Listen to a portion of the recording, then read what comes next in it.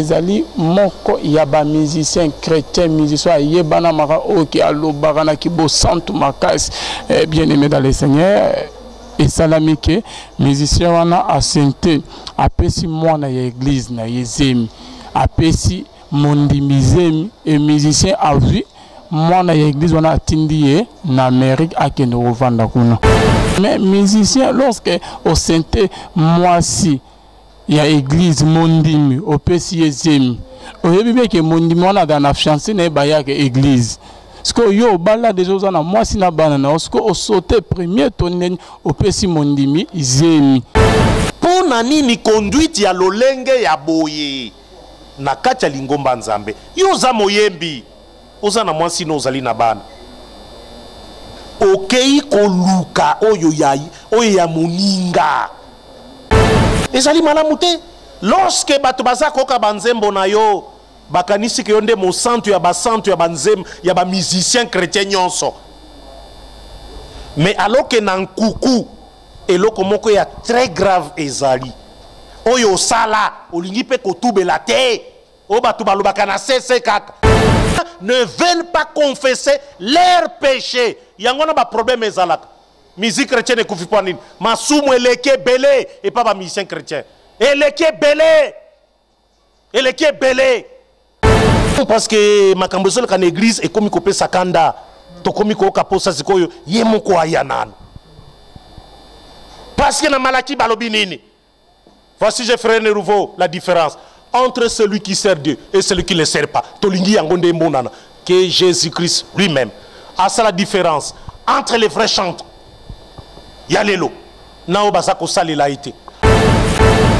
Shalom, shalom, bien-aimés dans le Seigneur. Et nous vous souhaitons la bienvenue dans ce nouveau numéro de votre émission Rien que la vérité, qui vous est toujours présenté par votre humble serviteur Alvin Beyamaboko Naki Bonzambe et Ratarate.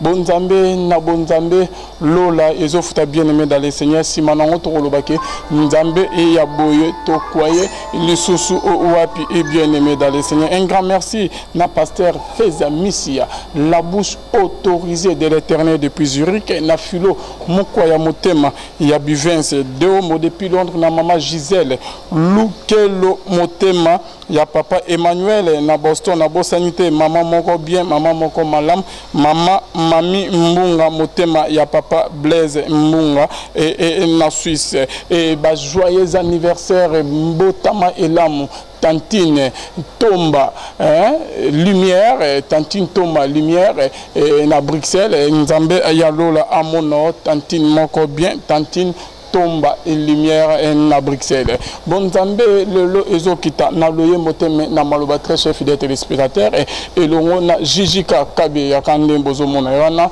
di kamuni bien aimé dans le Seigneur awa wanakin eza na eloko moko mama na di kamuni wuti kokoya il y a toujours comme ça la émission et non que tu as contre ceux contre les pasteurs, les musiciens, non. Oh y a ça musala yanza mais bien tu soutenir mais oh y a comme bon anzela tu as un anzela bien aimé dans le Seigneur tu me un peu aider et là la musicien mon corps chrétien un grand musicien bien aimé dans le Seigneur chrétien au pika yebana makasa bana musique depuis kala tu le lo azo garder toujours en plein air on a bien aimé dans le Seigneur et azala ceux qui azo loba ceux qui azo te azo yema bien aimé dans le Seigneur et abimisara on dirait que Jésus va nous rendre pas une bien aimé dans le Seigneur en tout cas maman na comme salami OK babenga qui peut biso mais autant comme bien aimé dans le Seigneur ezali moko ya ba musicien chrétien musicien yebana maka OK alobaka na kibo santu makasi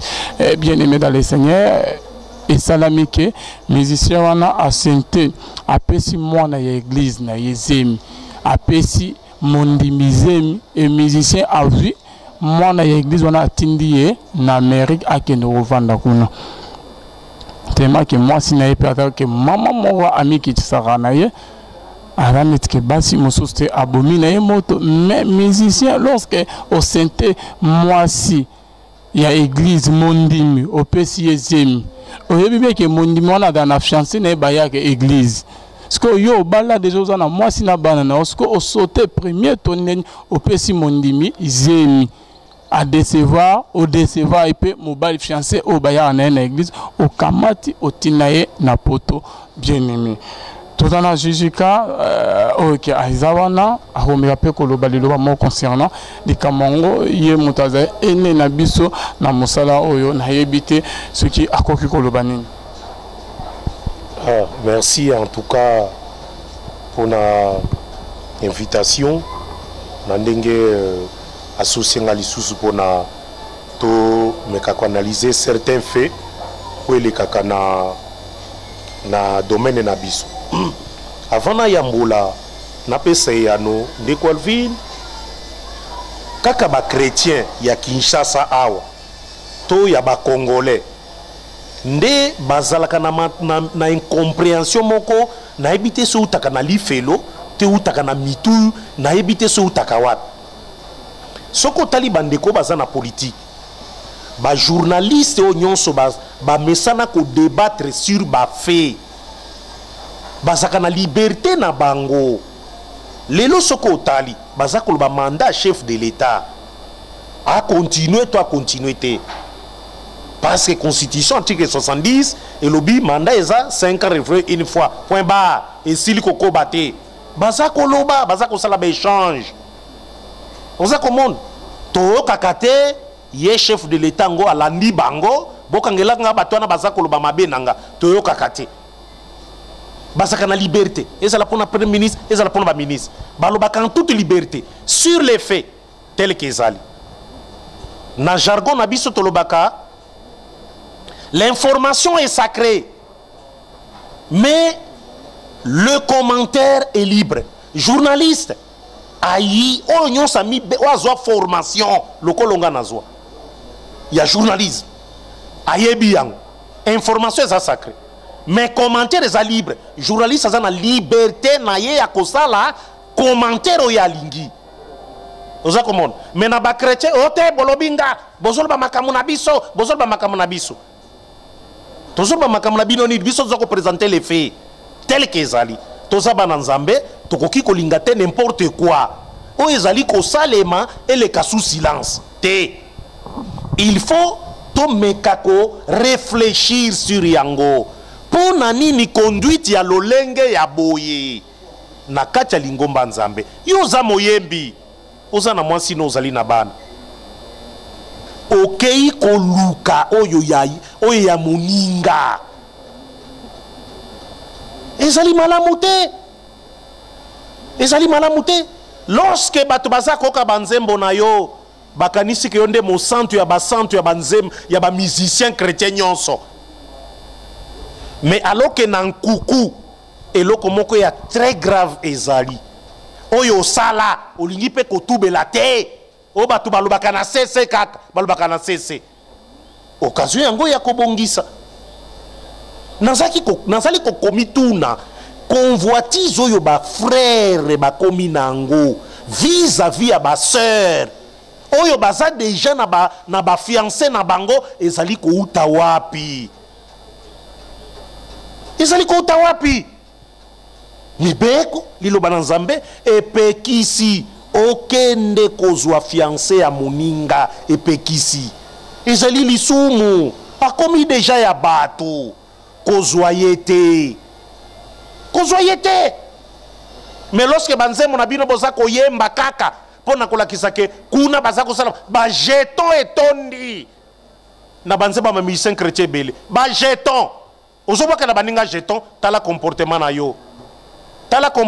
yo po apôtre Paul alobi esengeli to s'examiner biso moko soki tozali na alima mutu na mutu s'examiner que chacun s'examine lui-même soki azali na bosolo amit atala apôtre Paul bien na livre na ba atala soki ye moko d'abord azali malam sima akoki ko se glorifier mais lorsque yo moko ko s'examiner te olingi ko examiner batu misusu mukolo mabe na yo ekoyebana alors ekosala yo soni mwana nzambe ya solo une fois mabe na ye yebani et l'okia liboso asalaka nini ayambolaka, il simule et demande pardon.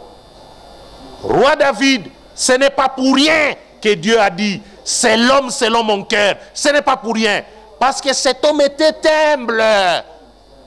Ba pesieli cessé na prophète Nathan. Mutwazana ba meme na ye belé, mutwazana meme ne moko. Yazana ba meme belé. Mais mupaya ye nanda kuna ye akei kozwa meme ya mutwazana nkaka moko atiki ko ya ye pour servir mupaya na ye. Yo okosala ni na moto wana. David sans koye balisusu. Pour quand on est rempli de péchés, on est aveuglé. Okoye balisusu te. Aux hommes. Parce que tu es aveuglé, Satan assis à Simbio, assis à Nyongi yo. Okoye belo côté. Et David était couvert. Na eloko wana, péché d'Ali. Et c'est voilà qui est à Ebakité. Il ne pouvait même plus discerner. Oh, yo prophète. Aye koye la prophète Nathan. Alors bi po nanga i mutuane sengeli ba bomaye. E sengeli ba bomaye akufa. Prophète Nathan bi mutuane ezayo. Yo monaki frère, yo monaki roi David asilikaki. Alors bien yo osol banga na sa roi di kangelanga mutoyo. Bo meme na boloko. Bo bomaye bo pandreye. Yo zo s'attaquer na ngai roi na zamba liberté na ngandenge na lingi. Soki na zui moi setali yo. Ezangai David asalaki yangote. Voilà les types des hommes tolingi na katia église. Voilà les types des hommes tolingi na katia ba musicien chrétien. Ezali ye roi David mutu abongisa makambo ya ba cantique ya ba psaume. C'était lui mutu organisa yango. Asalaki yango nabo bazana ba talent, nabo bazana ba talente. Asangisaki bango. Alobi to tirer au sort. Poe bimatene ti to poni ba ponaki selon tirage au sort. David mutu a restructuré ki yango. Lelo ba musu ba komo salela ngo ba mbongo. Kobeta concert en mbongo po balia. Basali saka ba malade, basali saka ba bola avec ba mbongo bazwak. Basali saka ba touté. Mboko yango ese kufi, on ne voit rien. David c'est qui millième balamoko. Alors bien kolo éternel na sumuki limbisangai. Limbisangai kolo na sali mabe na ebakite. Na ebakite kolo limbisa. Na taibisi okokufate. Nzambe alimbisi yo. Okokufate. Mais conséquence ya makambo salaki wana soko elio etali nzambe. Po nzambe bisaki yo salaki na nkuku.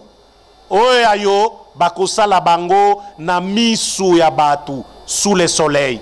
Et David a souffert pour na eloko wana babotola ebasi na ye à cause ya eloko moko asalaki. Bambe banyo soto salaka ezongelelaka se biso. Adage moko eloba na français. Tout se paye ici-bas. Nyonso kosala ya mabe awa ose e kozongelela yo tôt ou tard avant même okufa. C'est pourquoi un enfant de Dieu véritable doit contrôler toute sa vie. Nyonso asalaki soki ko tubela avant banda ko confesser mabe osali pote kimie kota na libotana. Mais quand les gens ne veulent pas confesser leurs péchés, yango na ba problème ezalaka. Musique chrétienne ekufi po nini? Masumu eleke belé et pas ba musicien chrétien. Eleke belé. Bango baza kozwa bambongo ba leader, ba bosani ba musicien na bango. Masumu principal yango wana. Oza konyokola baninga na yo. Yo za kozua, oza kopesa bango te. Oh yo leader ya modèle ndenge nini? Na yebi emeke bakenda en maudissant ba leader ba groupe na bango. Na yebi bango ba maudissant bango.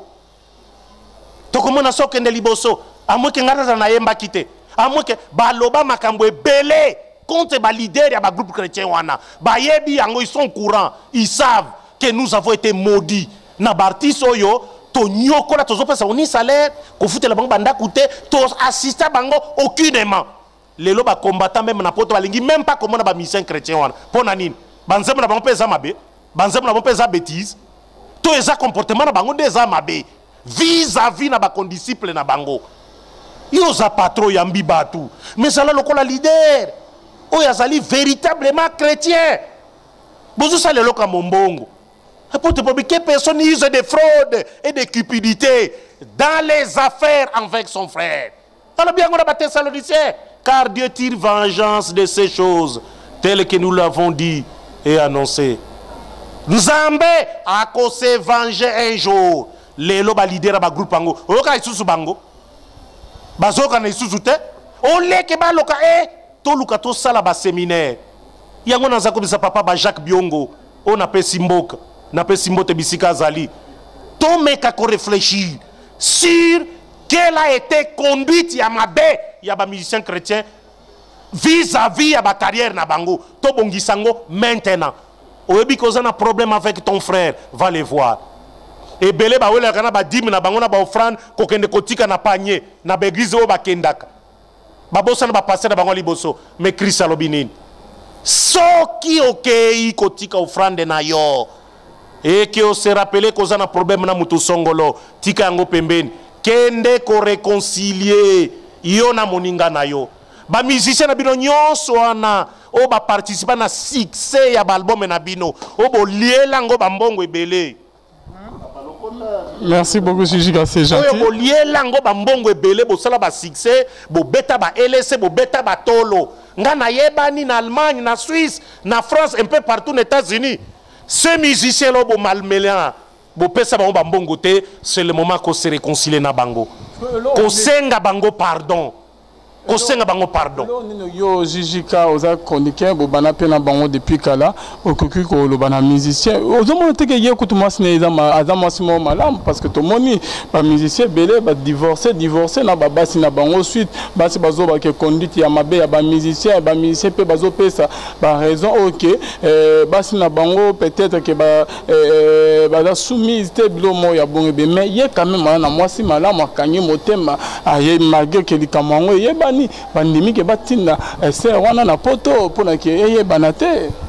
Mais justement quand vous cachez les choses, Christ a dit, je crois il faut aller dans Jean 3 ba verset assez après qu'il a kuta nana Nicodème alobali kinini alobi celui qui est de la vérité vient à la lumière. Viens à la lumière. Moutou azali, il y a vérité. Vérité zanine. Vérité c'est Jésus-Christ lui-même. C'est la parole révélée. C'est ça Jésus-Christ. La vérité. Parce que Jésus-Christ a dit ça qui Pilate. Je suis né et je suis venu dans le monde pour rendre témoignage à la vérité. Quiconque est de la vérité, écoute ma voix. Nalingaka expression wanaming. Parce que moi aussi je suis de la vérité. Nalobaka na ba internaute nyonso balanda kangai. O nyonso ba mesana kolanda. Même ba kolanda oyo. Soki ozali mutu ya vérité comme ngai. Okolando naza koloba. Muta vérité te okofinga na onga nengo mesana kofinga na mesana na ngai. J'aime ça. Parce que na zaloko la Jésus-Christ a kipaki na yete muyibi ne kulusa zaki kochola ye, mais l'autre à côté a eu de la sagesse divine pour na kwebisa ye kanga munoko na yo yo nanga tozandenge moko mais ya sale le côté abikaki. Tout celui qui est de la vérité loko la Jésus-Christ akoya na Paul. Mais avant il solobaki nini alobaki c'est lui qui est la vérité, qui est ne vient pas la lumière, de peur que ses œuvres soient dévoilées. Qui est Batu Bazali Baïna Kapole. Ces musiciens-là a haï justement la vérité. Alinga qui koyane Napolete. Quidi les têtes apparaît bite. Nyon sokosala nankuku e koye bana. Apôtre Paul alobi. Mabe abatu misusu basalaka. Eye banaka nampuasa. Tango asali na mpuasa. Omone misoto salaki la fois passée pour na bishop no tanga ikombo mabe asali ebani na mpuasa parce que batu ba filmer ba bimisi yango na ebite pour na ridiculiser ye. Aujourd'hui omone nge makambo esale bele. Alobi me pona batu misusu masumu na bango mabe basalaka eumelaka bambula parfois à cause de la kufi ndoko ebake mutu azosaka na basi boye mais akufi mais de son vivant mabe ebanité ozomon mabe ebanité ezali yango mutu wana lobi wana sûrement il est na lignée ya bato ndenge wana mabe ko ebana après que les frères asala qui gaffe que frère asala omi peut-être je ne sais pas moi je connais kakawana ozomon peut-être asala ki yango asalango ebele qu'est-ce que vous avez à vous cacher pour na konyoko la basser na bisope il faut pe boye bape koko se comporter comme il faut. Regardez comment les sœurs s'habillent aujourd'hui dans l'église. Regardez ce qui se passe dans l'église du Seigneur. Regardez ce qui se passe dans l'église du Seigneur. On a envie même à ce que Jésus-Christ est mokoya aujourd'hui même pour mettre fin à biloko. Je ne rappelle pas il faut que on ne fait pas la biscuit de Dieu à sengi fimbo. Par bikolo ya kaisu na fimbo pour beta lisusu. Jésus-Christ est venu dans les temples na Jérusalem. Akuti matubaza koteka. Le kola lelo bat bakomoteka ba chemise na kati église. Muto sala commerce na kati église. Aoteka ba chemise, aoteka ba na kati église. Yesu azifimbo a renverser nyonso. Batu ne pas ni au salibo. Ala bindako tataranga eza pra mabondeli. Bino bosala un caverne des voleurs. Les lobes église est belé et comment ba caverne des voleurs et des brigands. Bato ba comment concerne la bande bomongo na combo ya Jésus-Christ. Ba musicien chrétien oi. J'ai suivi le kolobaki na frère Roger Baka que je salue. To kuta na pe frère Roger Baka to solo là. Na kolinga po chabiso mi balé na frère Roger Baka l'évangéliste que j'apprécie. To kuta na to solo là. To partager pe nganaye.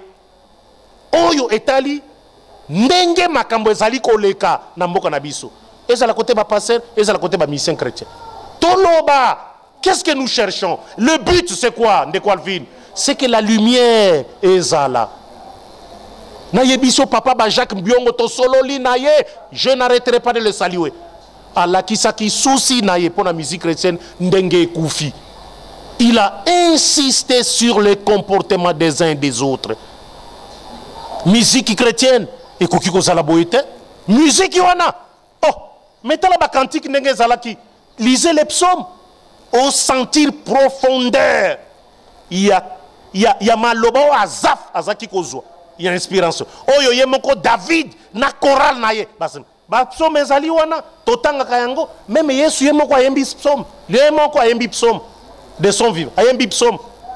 Mais aujourd'hui ba psaume na ba cantique nyonso ba hymne ezana kati Bible to comparer na ba cantique na biso oyo musicien ye moko a exploiter baninga na ye a futi bangote bakomi kotonga tonga ye na sima ayebi yango ba musicien ba panzani il reste seul il devient orgueilleux et puis azoloba pe tu ne vois pas que baza kotonga yo yo zali leader na bangolobi zala lokola Jésus-Christ modèle na yo celui que tu chantes ce n'est pas Jésus-Christ azaki na ba apôtre te atinda ki bangba mission te ba apôtre bazonga bi Seigneur même les esprits mauvais et se soumettent à biso yeso la bibo c'est pour la pona esprit mauvais et se soumettent à binote bo c'est pour la ba kombo na bino et komami na lola papa ozo beta ambonde non parce que makambo zo ka na église et komi kopé sakanda to komi ko kaposa sikoyo yemoko ayana. Parce que dans Malaki balobi nini. Voici, je ferai de nouveau la différence entre celui qui sert Dieu et celui qui ne le sert pas. Tolingi yangonde mbonana que Jésus-Christ lui-même a ça la différence entre les vrais chanteurs. Yalelo nao basako salela ite. A ça la différence entre les serviteurs de Dieu véritablement. Bako il s'identifie n'apporte pas la télé mi babi celui-là il est comme moi Seigneur accepte-le na batunyo so bazanaye. Apôtre Pierre a télémi, apôtre Paul, Jean, Jacques, les Moïse ba télémi. Papa toza musika na ba Moïse. Papa to sakana kana ba Moïse était, to se compara kana bangote. Moïse. Papa beti fimbo na maibo Moïse. Moïse wana. Lelo bazo sakana naye. Josué, tanga livre naye. Josué 1:8. Alobi nini que ce livre ne s'éloigne pas. Médite jour abi tongo poko méditer enfin que succès ya et ko yandenge nini alobi tango okobanda ko agir selon ce qui est écrit. Ces musiciens chrétiens là, bah eba kite que na engagé mutifona futa bah eba ki angote qui travaille à l'hôtel mange à l'hôtel. Y compris les serviteurs de Dieu belé, il travaille avec les collaborateurs. Les collaborateurs souvent pauvres. Lui, il a bien. Et les collaborateurs, au moment qui les disciples à Jésus, ils étaient pauvres. Autour de Jésus, ils étaient pauvres. Jésus est même colia. Mais manger, j'ai une nourriture que vous ne connaissez pas. Ngai, une nourriture que vous ne connaissez pas. Mais ce Seigneur, liako, habite binobolia, ngana nourriture. Yo sommes des serviteurs en Dengwan. Abi papa binobolia, ngana nourriture binobo ebite. Aussi mona, les gens dans l'église habitent de réveil. Eh, micro. Maîtriser Kandano, Jésus. La maîtriser en gondeko. Non, parce que ça commence à faire mal. Na ebiso batwana, so ki babandi koloba mabe ya ba journaliste. Okokama, mission chrétien, oya wapi. Moko na bango, na mona ki oyambaki yawa. Nazo lingande to kutana to solo la. Merci. Voilà. Merci Bonzambe, na Bonzambe Lola Ezofuta bien aimé dans les Seigneurs comme Inasuka, Jonathan Mokoya Mona Mukeme Maye Lebele. Merci Jijika d'être venu. Merci beaucoup papa. Zamba pambola yo, pambolo makasi na ozako sala, Zamba zongi se belé. Azongi se belé ozako sala. Maman Ado, maman Mimi na Suisse. Tika tenzambia pambola bango na bosanité ba Jacques Biongo. J'ai souli Mbunga. Ah maman Mbunga, papa Blaise ngayo te papa Blaise. Papa Blaise que je remercie infiniment. Zamba pambola miss ya maman Malamo. Maman Malamo. La bouche autorisée. Topé sipembote na Suisse. Bisika Zali. Maman Mami Coco na Londres. Bisiko Zali. Na baeza ebele babenga kangai na bosa na kakutu bakombo. Nzambaza la nabino. Basten Vamba Numbila en Allemagne, na madame, na famille, Zamba Pambola Bino. Merci. Na mona ba vidéo tine la kangai et edifia kanga mingi. Merci, merci vraiment. Merci parce que naza ko reconnaître que yo za chantre moko humble. Webi ko mikitis. Zamba za la. Merci beaucoup papa Marcel hein. Oh ya ni comment Basten Vamba Numbila. Donc, ceux qui vraiment n'ont pas vidéo, n'ont pas ceux qui peuvent que, à foutu Jijika, et vous rappelez, bien Makassi, hein, l'eau les autres fout à payer, Zara, que la vidéo n'a pas maté, papa, tu as vu que vous avez bien, Jijika peut dans la situation, mon roi enseigné, peut résoudre quoi. Nous avons l'eau là, à mon abino, bah, au bas, au côté du Kama, Jijika quoi. Merci beaucoup. Le numéro n'est pas Bonzambe, na Bonzambe, l'eau là, les autres fout. Bye.